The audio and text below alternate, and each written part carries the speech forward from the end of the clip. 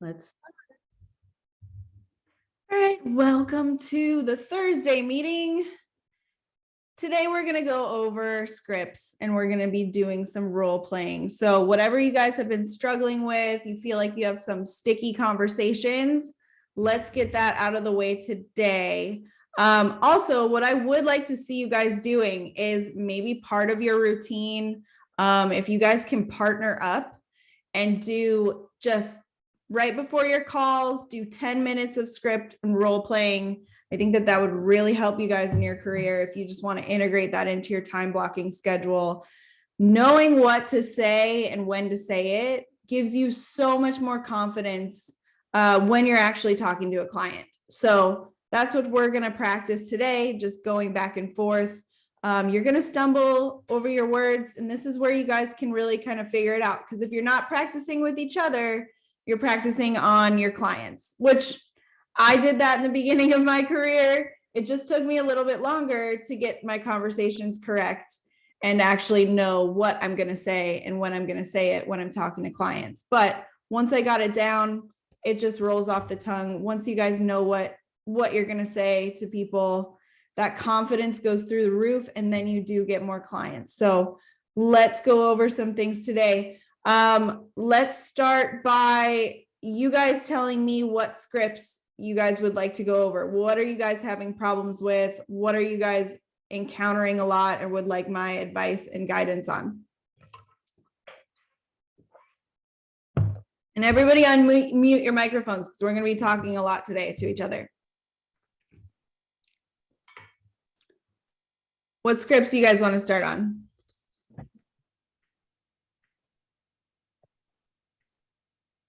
I don't know about everyone else, but I would say I think that handling objections is probably like a really good one in the Okay. sense of like I get stumbled a lot when people, because I'm trying to go through the script, and just like how we were saying the other day, like you're so used to it going your way that you're looking, and then when they throw a question and they're like, okay, well, Lauren, let me ask you this about this, and you're like, well, that's not a part of the script.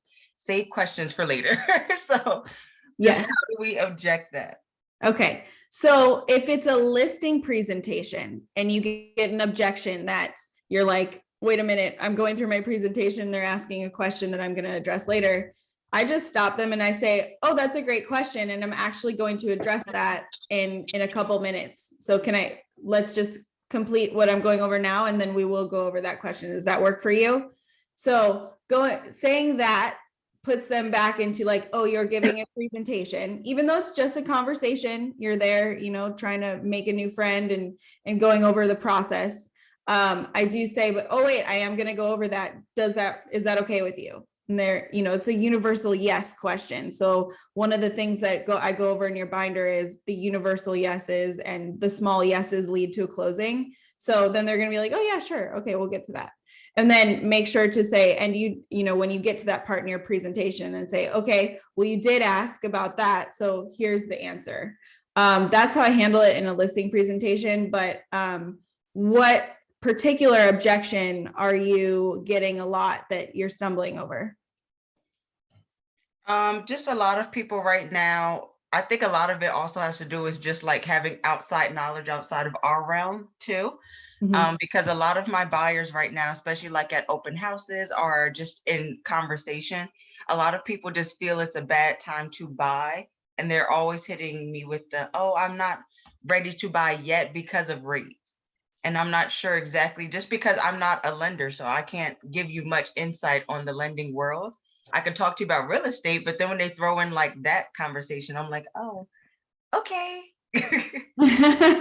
Okay, so this is where, remember I tell you guys you want to study the market stats and everything. This is where having facts and stats is going to make you way above any other agent.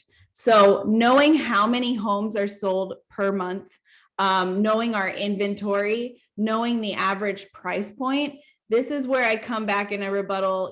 I find out why they don't think it is a good time to buy first. Okay, so if their reason is it's not a good time to buy because the market's going to crash.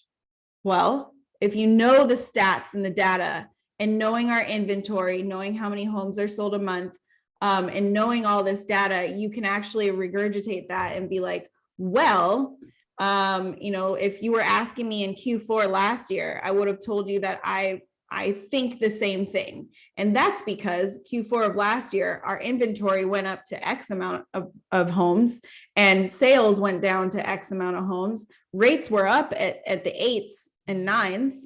Okay. And yeah, that makes it very difficult to buy. But since they've been up in the 8s and 9s, they've now come down to, I've seen low interest rates as low as 5.85. Okay. And then you say, and I help you get that lower rate by negotiating the seller to buy down your rate for you. Okay. And then you tell them how many people are actually buying now. And then it's, if it keeps going at this rate, it's going to become a seller's market again. And what happens when the rates go down? Home prices go up. Okay. So you can say, yes, I agree. Rates are a bit high right now. But what happens when the rates come down? Home prices go up. More competition. You have to come up above appraised value. We saw all that happen during the pandemic. So it's better to get into your home now with the ability to refinance. Say you rent another year. Okay, what is your rent going to be? $2,000 a month minimum, $2,500. So we're looking at another $30,000 down the drain. You're not going to lose more than $30,000 in equity in a year. That could be one of your rebuttals. What do you think about that? No, I was just gonna actually butt in to say like, yeah, I'm writing all this down because I like. Well, I'm recording it too, so I'll put it on Wonderful. YouTube, and you can just rewatch it and write it down, so you don't have to scribble everything right now. But I think that that's a good reason. I always try to dig deeper. You always want to find out why they feel like that, and then address that pain point. So it's not going to be the same answer for everybody. So you want to have those canned responses. Mm-hmm. What's another reason why people are telling you they don't think it's a good time to buy right now?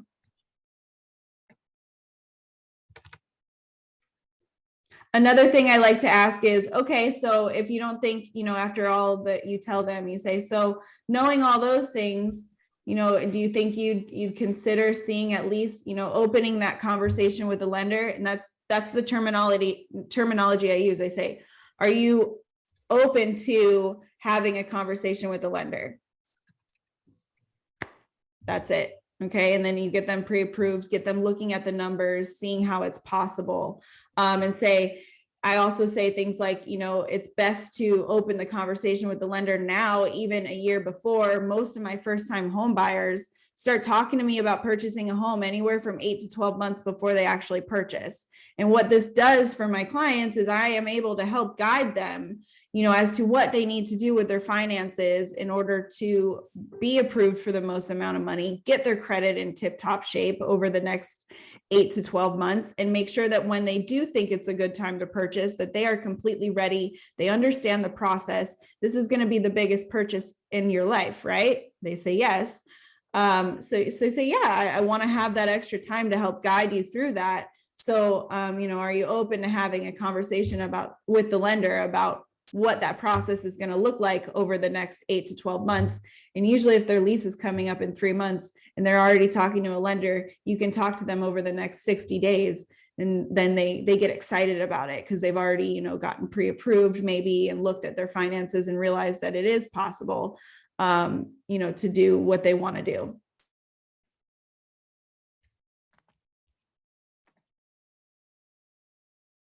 Does that help?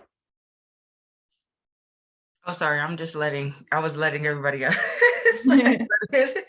Sorry. No, yes, I think that's actually like the perfect way to phrase it too. Because as you said, like sometimes like I said, I'm not sure about everyone else. I sometimes feel, because it's not my expertise or like not my realm, I don't know how to open up that conversation. And usually I will just say like, oh yeah, I work very closely with XYZ lender. He would love to, we can have a conversation. I could set you up with him and he's going to have a brief introductory conversation to talk to you about blah, blah, blah. Like you said, whether that's the refinance, the first time home program, whatever. But I like the way you worded it as well too, is just like, because it sounds less pressure and less committal. And once we learn how to like say that in our terms and how it can come off smoother for us, then I feel like that's how we're going to convert a lot more leads.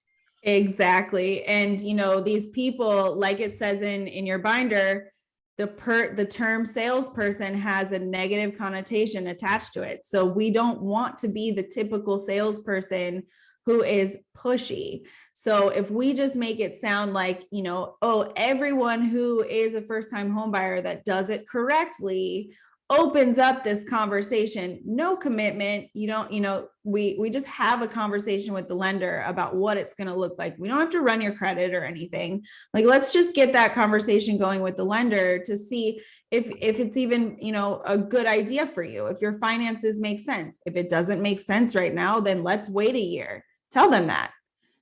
Say, but you don't even know because we haven't started that conversation or ask the lender like what position you're at. So, first time home buyers, we do go through this process quite a bit of time before you actually make that purchase.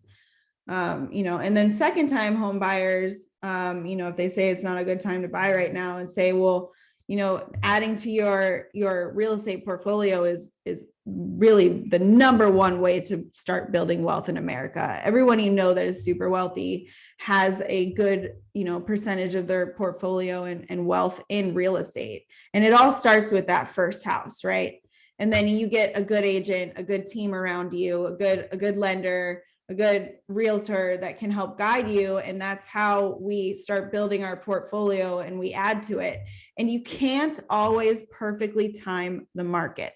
Okay. When you are selling at the peak of the market, you're never buying at the bottom. And if you do decide to go sell your home and rent another home, sure, you're if you have somebody you're staying with and not spending that money on rent, it might make sense, but there's no way to sell at the peak and buy at the bottom unless you keep your old house, rent it out. This is where we need to open that conversation with the lender. Is it possible to rent out your current property while you're waiting for the market to do its thing, and get another home for you, maybe at a higher interest rate, knowing that the prices of the homes have come down? This is where knowing your stats and your facts about the market help a lot, because if you look at what the prices were 1 year ago, today, I would say March was kind of the very, very peak of the market last year. If you can compare that price and be able to say those numbers to clients in the area that they're looking at and say, look, prices were up here at 525 was our max average price point in Las Vegas. We're now down at 450. You can't tell me that prices haven't come down, because they really have. It's just interest rates have gone up, which is why prices have come down. They don't both come down at the same time. So you got to pick your poison, knowing that you can get into a house that you like now at a discount. I can negotiate with the seller for you to buy down your rate, knowing that you can refinance in a couple of years, get that PMI off. Now is really the time to buy, because prices have come down. There's less competition. Now, if you also wait for interest rates to come down, we're going to see those prices go up again, just because you and everybody else and their mother are saying the same exact thing. So everybody's going to rush into the market. Now, do you want to have that competition, or do you want to get something right now that's a little bit better for you in the long run, is just maybe a little bit of short-term work to build that wealth in your family? Another thing right now is, I know you guys are seeing this if you're looking at homes with clients. Every home that's redone, that is turnkey, ready to move in, I mean, kitchens, bathrooms, flooring, all looking pristine and very nice. All of those homes have multiple offers and they go in the first weekend, right? I also like to say to people, this is a phrase one of those pocketed phrases that you should have, is the money is made in real estate when you purchase, not when you sell. The money is made in real estate when you purchase, not when you sell. And what do I mean by that? I mean, you want to look for a wedge deal. A wedge deal is something that, is sitting on the market a little bit longer. You can work with the seller a little bit more on the pricing. You'll get more closing costs. But guess what you have to do once you move in? You might have to do the kitchens, bathrooms, and floors. But that's a wedge deal, because you're getting the home at a discount. and you're not having to pay that interest on what you're doing to fix it up. And those homes right now, those ones that don't go in the first weekend, you can get a stellar deal on. And that's the benefits of purchasing in this market right now.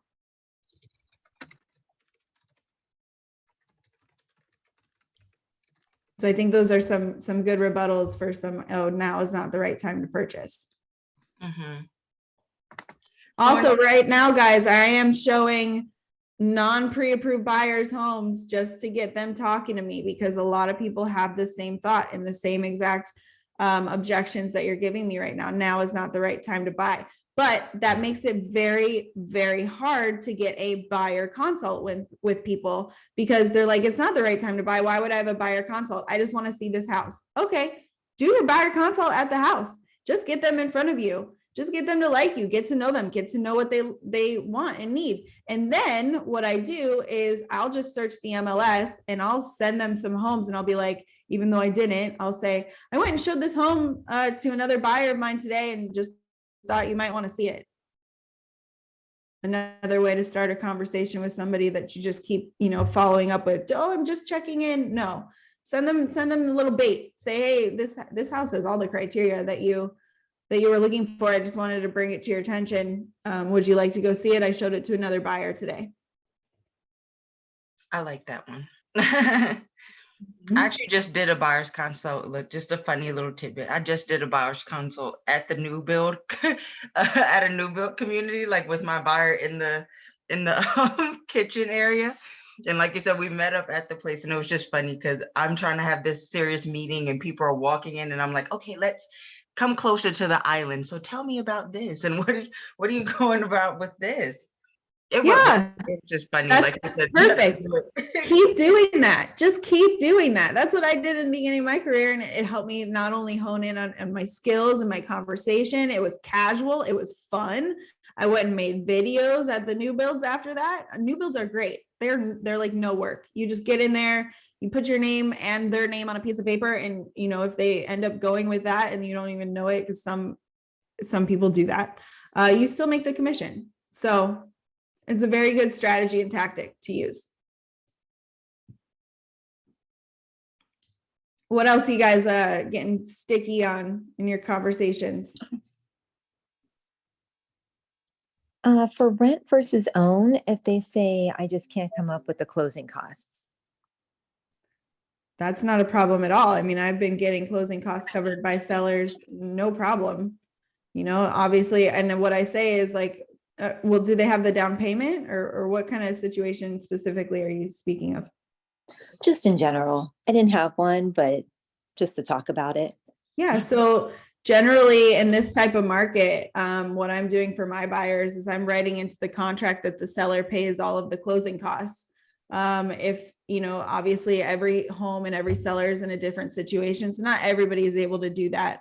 But what I do for my clients, and this, I'm saying this as I'm talking to somebody, and what I do for my clients is for every home that you love and you want to make an offer on, I call that listing agent up and I talk to them in depth about what's going on with the seller, if they're willing to play ball, and actually get their home sold, under the condition that you may need some closing costs included in your contract. And the benefits of this type of market is that sellers are willing to do that. And it's very common. Now, in the event that we're up against multiple offers, what we do, say the home is listed at 400,000. If you need those closing costs and there's another offer that's coming in at 400,000, we go 410. And we say 410 with $10,000 in closing costs. And then that actually nets the seller the same amount of money in their pocket, and everybody wins. You get your closing costs included by the seller. All of that is rolled into your loan. And we just go into the house at 410. So that covers the closing cost issue. Perfect. Thank you. Also, you can let them know that if they have a 401k, they are able to pull from their 401k without any tax penalties, because if you pull from your 401k to purchase a property, you don't get taxed on that money from pulling it out. I always remind people of that. A lot of people don't know that. A lot of agents don't know that. Will you say that one more time? So if you have a 401k, usually you can't pull that money out until you're old. I don't know the exact age, it's 60 something. And if you pull it out early, you get taxed heavily. Now, if you pull that money out early and you put it towards purchasing real estate, the government does not tax you on that money.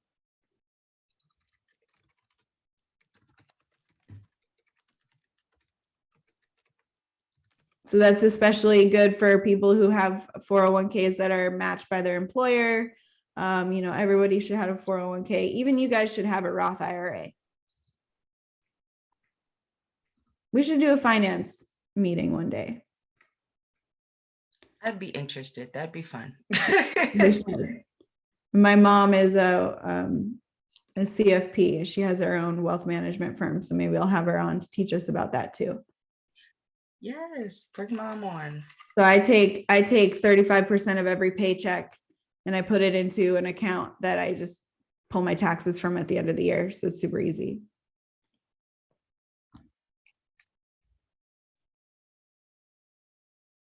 I also pay my taxes quarterly, which you guys should be doing also. Interesting.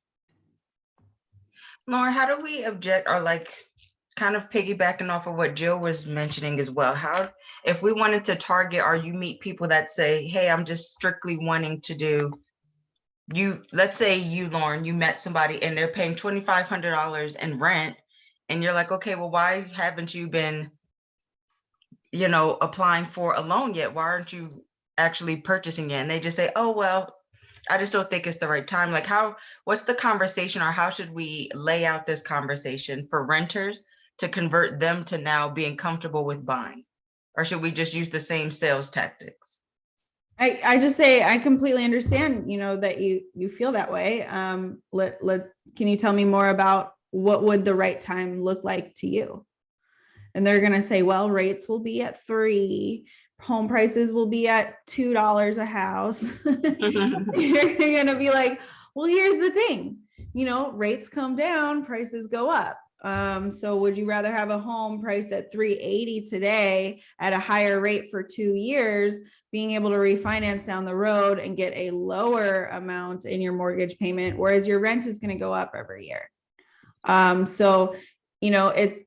you can tell them, look, in my experience, especially with my first time home buyers, they're always kind of trigger shy because it's a big purchase. This is going to be the biggest purchase you ever make in your life. And I completely understand that. And even if you don't know how to say, I felt the same way when I first, bought, and it's a scary thing. So completely understand where you're coming from, but tell me about what a good time would actually look like to you. And they're going to tell you exactly what they think. And then you're going to be able to come back and tell them why their thinking is maybe a little skewed, or show them how now is maybe a better time.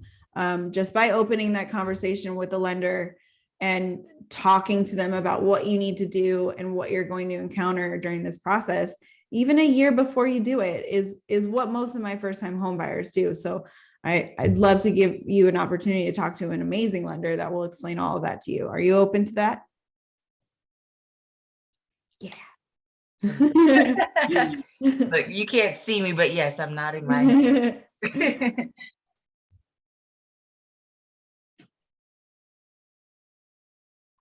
What else? What other objections we getting out there? And the thing is, guys, like if you're calling and stuff like that, and there's somebody that's like, no, I'm not interested in selling. No, I've never had any thoughts of it. Move on. Call the next person. You can't convince somebody to sell their house that isn't even thinking about it. Okay. Now, if they say, yeah, maybe in the next 5 years, put them in your CRM and you better be following up with them for 5 years. That's pipeline maturity, even though it's a long timeline. They may think in 2 years it's better. You never know. And if you're calling, Jill, I know you're cold calling owners right now. I always try to talk to them. Oh, what interest rate are you at right now? That'll give you a very good idea of where they think a good interest rate is going to be to purchase again. And when rates hit that number, then you can recall them back and be like, hey, rates just went down to X, maybe start thinking about getting a move on or adding to your portfolio.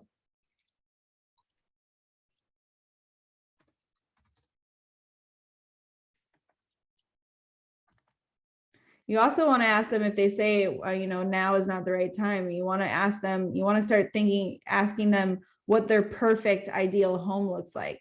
Because if they are 100% going to buy, if they find that perfect home that they can't say no to, then you can look for that and have an eye out for that. And when you do find it, like I said earlier, just tell them, hey, I just went and showed this home to another buyer today, and it just like checks all of your boxes. Are you interested in going to see it? It's another time you see them in person. It's another time you get to talk to them. It's another opportunity to convert them.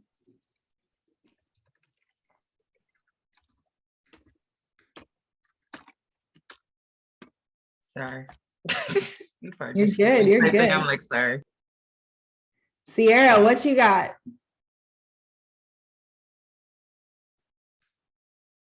Me personally, I am not really having many conversations, obviously, to be running into too many issues. I feel like all the conversations that I'm actually having are like not conversations that are having issues in them just yet. But yeah. All right. Well, when you do get those sticky conversations, let's hear it. I'd love to help guide you through it. Yeah, I need some of those sticky conversations.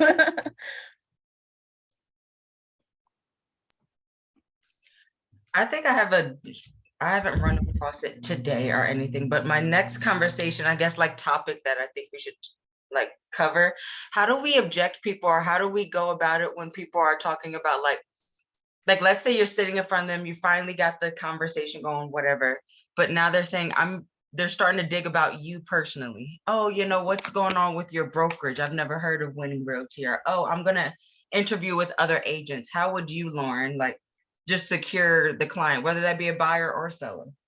I have always outworked every other agent. I'm just there in their ear, helping them, doing whatever I can to make sure that I am in their forefront. And not gonna lie, it's very easy to do that in Las Vegas. There are a lot of crappy agents in Las Vegas who just don't answer the phone, aren't paying attention to, they don't have a CRM, so they're not following up as much. You'll get clients who are saying, oh, my agent isn't answering, blah, blah, blah. And if they say they haven't heard of Winning Realty, be like, well, we are one of the fastest growing brokerages in Las Vegas. We started 4 or 5 years ago, and we already have over 100 agents, which is pretty rare for a boutique brokerage.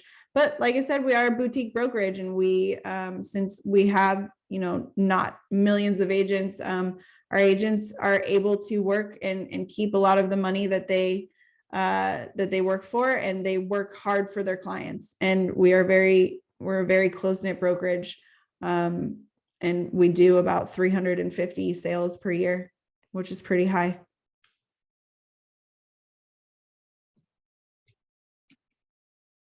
I'm thinking, or what I'm hearing a lot of is like, we need to really know our stats. Yeah. But that way, like you said, because at least for me, you might have the time and all that, but especially for me, I like to study the stats, because then, as you said, that's a good objection, like clearer. Like at least the one I know offhand right now, at least, is that, and I'm just getting this from Tycor, so blame them if I'm wrong, but I think that rate is about like 6.2 or 6.3, like an average. So when people come to me and they're like, oh, to buy this house, I'm going to need blah, blah, blah, or to buy this, I'm going to need blah, blah, blah. Usually what I would do is run the numbers before, like through an app or something, so I know offhand, oh, actually, it's going to take you about $3,000 a month. It's not $6,000 for the mortgage. And they're like, really? Oh, yeah, it's actually going to be this amount of money versus this, or, oh, actually, rates are at this. And that's an average. And I kind of like stick that in there, because I'm like, don't. Yeah. What I say about rates is I say, look, rates are kind of all over the place, but for my buyers, what I do, so you make it sound like you're the only agent that does this, is like one of the keys that I kind of like stick in there. What I do for my buyers is I help negotiate for the seller to buy down your rate. And what that does is, if you're quoted at a rate of like 6.7 or 7, I can usually get your rate down, having the seller buy down some points for you. and get that into the low 6s or high 5s. And I'm seeing that a lot these days. Just say that. And you don't know, you can't even lock in your rate until you're under contract. So I can't tell you what your rate is going to be. And that's another fact that they don't really know. And especially with your buyers that are trying to go with multiple lenders or get quotes everywhere, I go, look, you're going to be pulled in this direction and pulled in that direction, maybe seeing an ad from the lenders from a different bank or something that's saying rates can be this. There's always that little asterisk, however you say that word, next to it, where you have to read the fine print, because you can't lock in your rate until you actually have a home that you've chosen and the lender goes ahead and clicks that button to lock in the rate. You can't, the lender won't do that until you're actually under contract. Now, another thing that you should know is the stats about how many new builds are on the market. There's a crap ton of new builds on the market. Lot of our homes are new builds right now. And a lot of those builders will give you incentives in the high 4s or 5s, or say that they will. And if that's something that's attractive and your clients are really stuck on rates, say, look, here's what I can do for you. I have a great relationship with X builder. Let's take a field trip over there. Let's talk to them, because I can help you get, since I have such a good relationship with them, I can help you get those rates in the high 4s or low 5s possibly. So let's just have a conversation with them. Let's go over there, have a conversation with them, and see if I can get that for you. Even if you've never been to that builder before. Okay, that's what they're advertising. Like, I know, what is it? I know American West, Pulte, they all have their builder financing that have those lower rates. So that's a great way to push your clients in there, and you get them registered. And then if they decide, even if it's your first time meeting them, which I'm doing with a client at a new build this Saturday, first time meeting them, I'm just going to take them to Beazer Homes, and, we're getting them in there. And I said exactly what I said to you right now. I think Taylor Morrison is doing that too. Let's see, have them pulled up. Oh, so in the chat, if you guys want to be, get your stats. I'll put stats website. You can explore this by area, and you can see what condos are going for versus, homes, the median list price, how many days on market, how big the homes are. They have like 4 different categories, like the lower category, the mid lower, the upper lower, and the upper category for each different section and segment of the market. I love Alto's research, super easy to use. That, and then there's also the stats that are right in your MLS, the showing time stats, and the market stats. So just click around in there, guys, explore. If you guys have some free time every morning, you should be looking, how many new homes are on the market. We're getting into the season where inventory should be increasing, and it's not really. So it's not increasing like it usually does. And this is going to drive prices up, because a lot of people want to move in the summertime. People who couldn't afford to move during the pandemic because they didn't have that $30,000 over list price. Those people are all going to want to move now. But also the people who usually would go and put their home on the market right now have a 3% interest rate. So nobody's going to move and sell their home when they have a 3% interest rate on their home right now, and these are all the factors that are going to go in to drive the prices up this year. Another thing that you should be saying to your clients. So you say, look, real estate is cyclical. I understand you want to get a low price home with low interest rates. That's not really how it works, because you and everybody else are thinking that at the same time. So the competition goes up when the rates come down. So if you want to buy now, the prices are down, the rates are a little bit higher. You will refinance in a couple of years, but you can definitely bank on your payment not changing. Whereas if you're renting, your rent is definitely going to go up over the years, and that money's just going down the drain. Okay, so might as well be putting it in a piggy bank you can crack. But in the past, everybody moves from 3 to 13 years is like the thing. So if somebody's going to move now and they have an interest rate that's super low, they're not going to put their home on the market. They're going to put it up for rent. And what's happening to rents right now, guys? Have you noticed? Aren't they?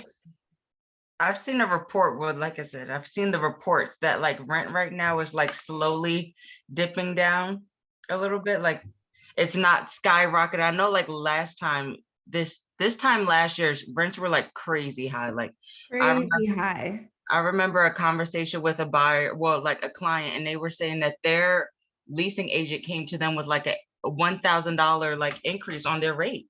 On their I rent. saw that so much during the pandemic. People who were renting for 1,300, 1,500, all of a sudden their next rent increase was like 2,300.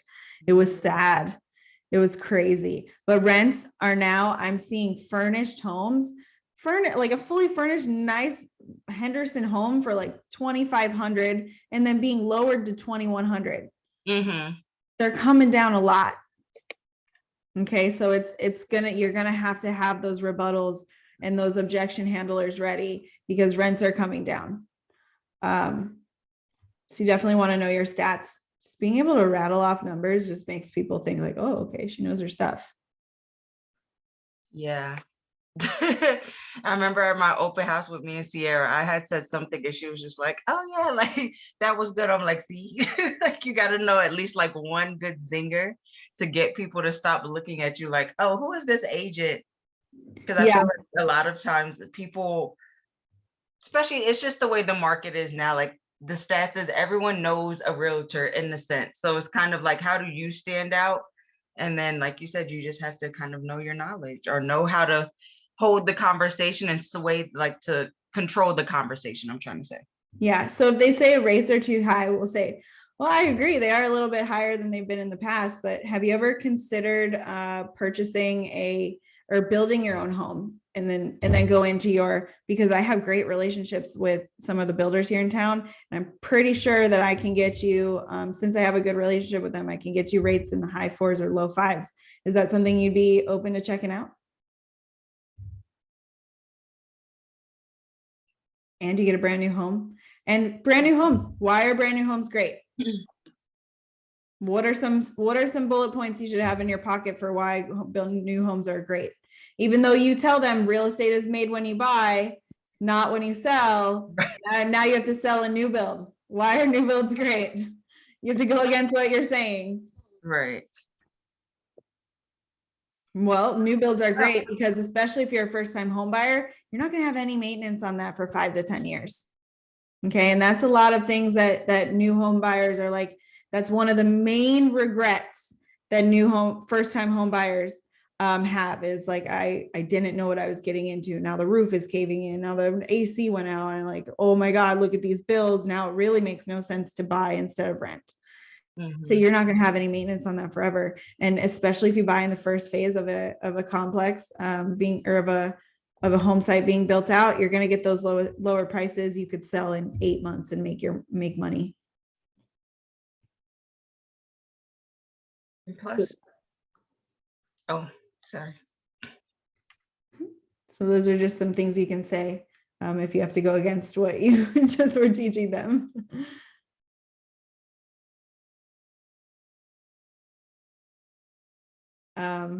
Yeah. So what else? What else we got?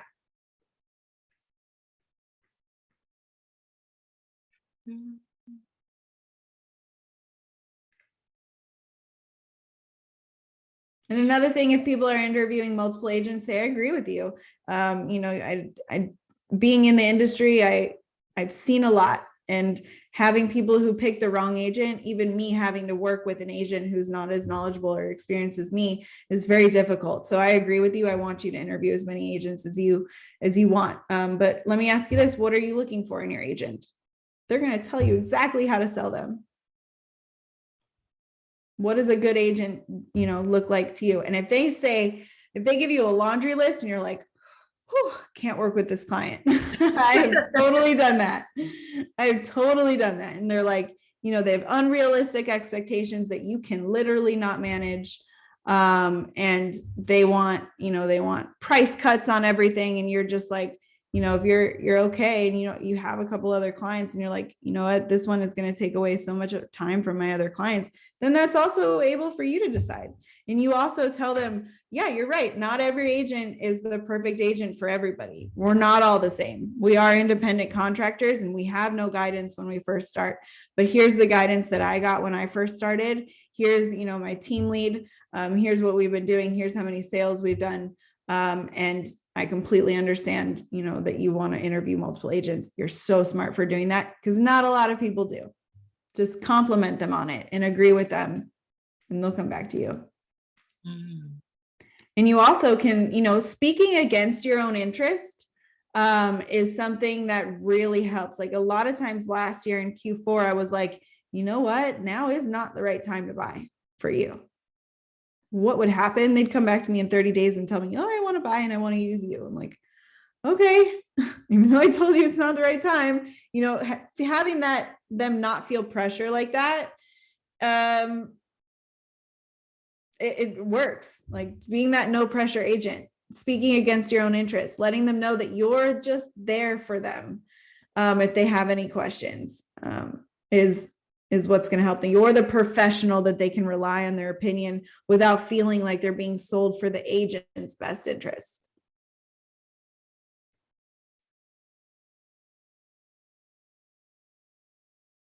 But right now, guys, just push everybody towards new builds if you want. Super easy. Yeah, I like new builds. New builds are super easy.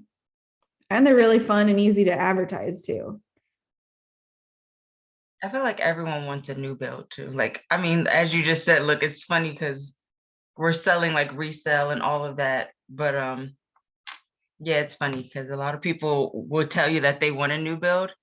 And even if like just a general tip, I mean, I'm not the best agent, but I'm just saying the best tip is that also if you can just go and show new builds to people, because it also gives them that like realization of like pricing, because they're going to tell you like, oh, I want new builds. I want the best house for $400,000. And then when you show them like everything that you want and all of these upgrades and all of this, you're going to have to pay X amount of dollars for. It can almost get you that sale. That's the resale as well. That's like, Yeah. oh, actually, I don't want to pay $800,000 to live in Summerlin anymore. Let me lower my expectations without us having to be the bad guys. Like, you can't afford that. So Yep. it kind of shows them it can help you. Yeah.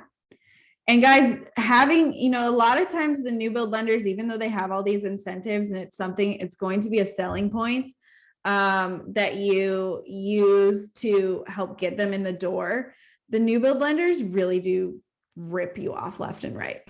So even though you'll get a better interest rate, you may eat it in fees and down payment and closing costs. So I always say, let's get you pre-approved with the, if they're rebuttaling or objecting against the interest rates, and you get them in there on, the low interest rates from the builder, get them pre-approved with the builder, and then say, but it's always best to get a outside pre-approval also. And then go to Paul. I just had Paul spend an hour on a Zoom last night with my client going over all the fees. He's so smart. He picks out literally every little thing, points arrows to it, gives screenshots, and says why which one is better. And we found out that even though the builder was paying all of the closing costs, it wasn't really all. They did still have to come up with 6,000 of them. So with Paul, they would have to come up with 5,000 more out of pocket up front, but over the life of the loan, they're paying a significantly lower amount in fees and mortgage insurance and that kind of stuff. And he was able to point all of those things out and really break it down for my clients. And now my clients that are buying with a new build are going with him as the lender. And his payment was also like $42 less a month, along with all of those fees being lower. And so here's a fun fact that you guys may or may not have known. If you have a client that's gotten approved with an outside lender and you go to a new build and the new build is offering incentives, but the new build lender does not approve your client, they deny them for the loan, that you can ask that builder to still give you the incentives if they're closing costs or whatever. And usually if they're denied by the builder's lender, they will still give you some or all of those incentives. But they can still use their own outside lender. So how does that work, Lawrence? If you're going into the new build with your client, and like you said, so you would say like, hey, you're Lauren, obviously. Yeah. Hey, this is Ashley. She's my client. She's going to get pre-approved with, or she's been pre-approved with Paul. We want to buy ABC Street, whatever. do they still go ahead and they would look at their pre-approval letter? Yeah, so you can go in there. They don't even have to apply with the builder. So you can use your own pre-approval on a new build. You don't have to use their lender, and you don't have to even apply with them if they don't want to. Got it. You just hand over your pre-approval. They do all of the paperwork for you. You don't have to do any paperwork in a new build. It's great. Interesting. See, I didn't know that tidbit because I'm sure, but You're literally just the referring agent. So it's like yeah. sending a referral for the full percent, full whatever they offer. Now, this is also where it comes in handy to know which builders give which, would give you how much in referral fee, because I will totally show new build sites that give the full 3%, which is like Century Homes, LGI, Pulte, American West.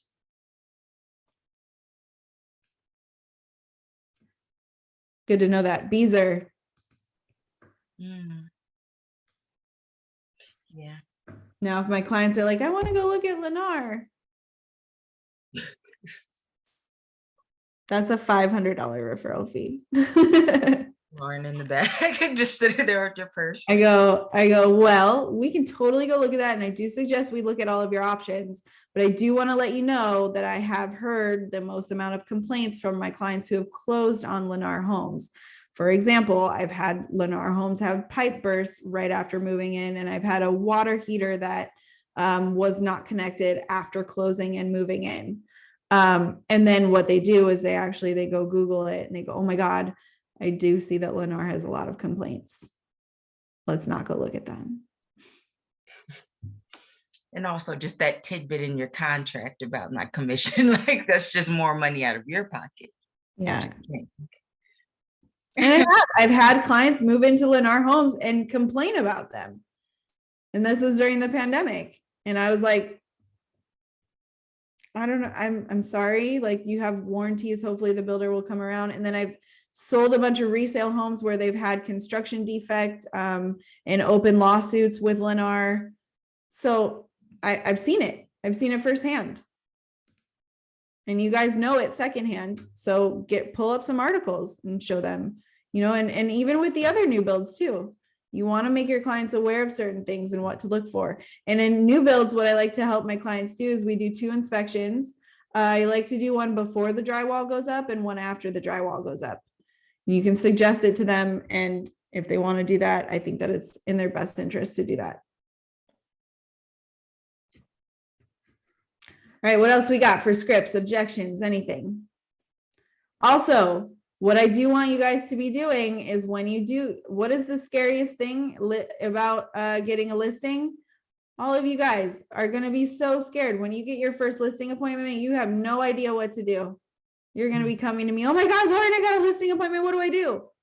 You should be studying this listing presentation scripts. Get the listing in your binder. You should know this whole entire 5 pages like the back of your hand. You will have so much confidence going into your listing appointments if you know this. There are YouTube videos. This is from Yes Masters, one of my favorite listing presentation scripts. There are YouTube videos, and it's a game people play, realtors play. They put a blindfold on and they'll sit with their camera on and they say this script word for word without looking at anything. You should know this, you guys, okay? And I'm going to send you the YouTube videos that do that. I also have a voice recording of the guy who made this, who's Kevin Ward, and he just goes over this, and you can just listen to it on your iPhone. Hopefully you guys, Ashley doesn't have an iPhone. I know it. Let's see. Listing. Presentation. I have a voice recording of it, or I'll just find the YouTube videos. Let's see. Loida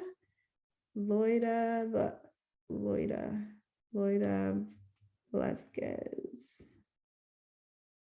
listing presentation. So she does this with her eyes closed, a blindfold on. And this is how I want you guys to be able to recite it. And then here's one. I can't take a call right now. And then here's one, she gives an example with a difficult seller. How she's going over that listing presentation. Okay, so those are now in your chat.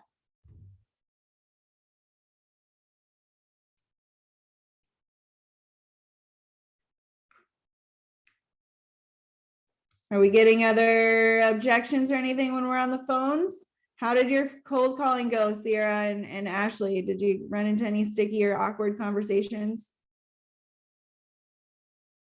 If you didn't, you didn't make enough calls. I ended up calling. We had like over 100 people to call each, and I think out of the first 100 calls, only like 8 people actually answered the phone. And I had a lot of people like Ashley. They were like answering the phone with like a regular, voice, and then the minute we said we're realtors, they would switch to an accent, like they didn't understand what we were talking about. Or I had people just really like, I'm not selling. I don't want to buy anything, and I'm like, but I'm not selling anything. Yeah. Right. Say, I'm not selling anything at all. I have this listing down the street. I really just want to know how it compares to your house, what you think of the price. And we'll go from there. Oh, Jill, I'm sending them in the Inner Circle Realty chat, not the chat here on Zoom.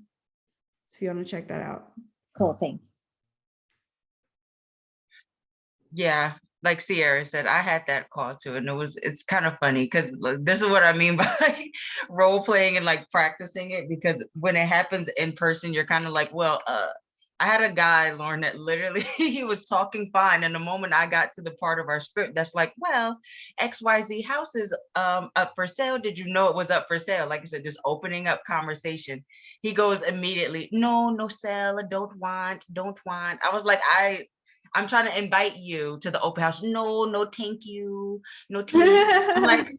I'm like, sir, you were just what are you saying? We were just having a conversation. That's so funny. And if somebody pushes back like that, be like, and they're like, oh wait, like they say, oh, I'm not selling. Bless you. Be like, oh, I mean, I'm not trying to get you to sell. Or have you been getting a lot of calls from agents or something? Just make it fun, a conversation like that. And like, sounds like you've been getting a lot of calls from agents trying to get you to sell your house. That's weird, but I'm not trying to. I just want you to tell me if you think this house is priced properly compared to yours. It'd really help me out. Love to see you. Yeah, I still sent How many people did you guys get come through? I felt like that was an area or a location that wasn't too easy to get to with signs. I feel like we had a decent amount. I don't know off the top of my head, possibly. I think it was either 9 or 11 people that ended up. Oh, that's good. Yeah, just for one day. People were kind of having a hard time because the end of the block was actually a dead end.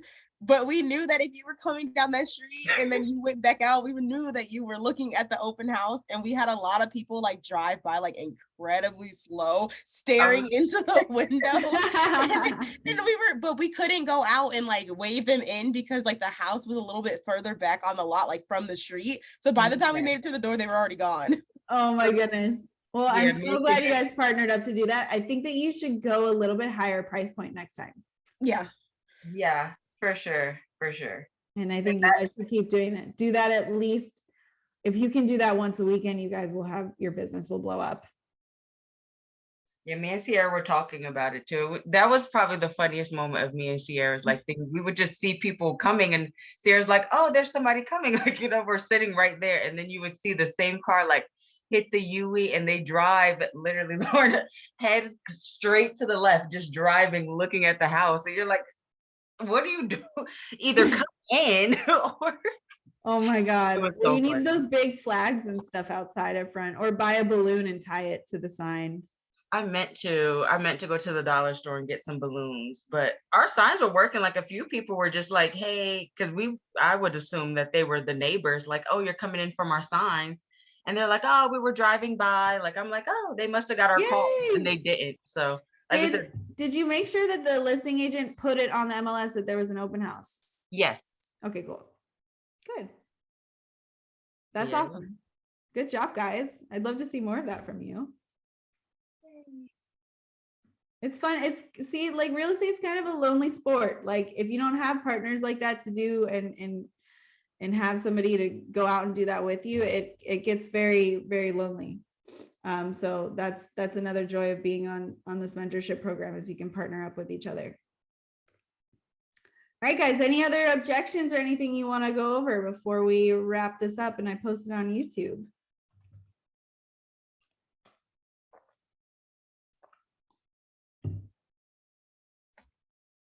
All right. Well, if you run into any other conversations, let's go over it in the next meeting and we'll tackle it together. Okay. Sounds good. All right. Good job, guys. Nice to see you and go kill it today. Bye, guys. Bye. Thank you. Bye. Thank you.